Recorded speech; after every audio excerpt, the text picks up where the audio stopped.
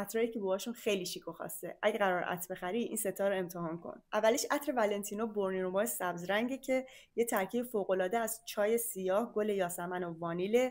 رایحه‌اش ملایم گلی کهرباییه و به درد فصل گرم میخوره، مناسب شب و روز، و وقتی که میزنی حس سرسبزی و بهار رو قشنگ بهت میده. بعدی عطر وایسل لیبره که یه عطری مناسب هر فصلی، شب و روز.